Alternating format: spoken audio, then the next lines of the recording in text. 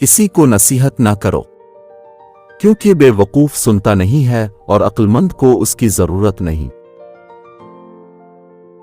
अपनी सेहत और तंदुरुस्ती के लिए शाम को फुटबॉल, टेनिस और पोलो खेलने वाले तुम देहातों में जाकर उन किसानों का हाथ क्यों नहीं बटाते जिनके जिस्म मेहनत की ज्यादती से चूर चूर हैं।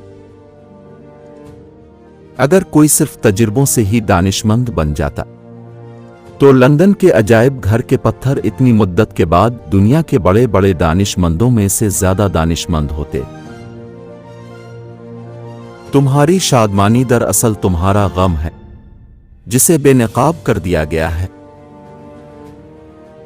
चांद के बगैर रात बेकार है और इल्म के बगैर ज़हन। जिंदगी एक हीरा है जिसे तराशना इंसान का काम है। खामोश और कम गो आदमी का हर जगह और हर वक्त इस्तिकबाल होता है। जब से मुझे पता चला है कि मखमल के गधे पर सोने वालों के ख्वाब नंगी जमीन पर सोने वालों के ख्वाबों से मुख्तलिफ नहीं होते, तब से खुदाई इंसाफ पर मुझे पूरा एतमाद हो गया है। जो शख्स अच्छी किताबें पढ़ने का शौक नहीं रखता वो मेराज इंसानी से गिरा हुआ है। जब दो आदमी किसी मसले पर बहस के बगैर मुत्तफिक हो जाए तो साबित होता है कि दोनों बेवकूफ हैं।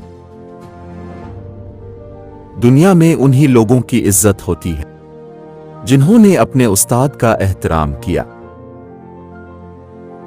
किसी आशिक और किसी मुतअस्सिब से बहस न करो, क्योंकि आशिक के पास एक अंधा दिल और मुतअस्सिब शख्स के पास बंद दिमाग होता है। भूख आपको उसकी कीमत तब मालूम होगी जब आपको एक दिन खाना नहीं मिलेगा। आजादी का मतलब जिम्मेदारी है। यही वजह है कि ज्यादातर लोग इससे डरते हैं। कामयाबी कभी भी गलतियां करने पर हासिल नहीं होती, लेकिन एक ही गलती दोबारा न करने पर हासिल होती है।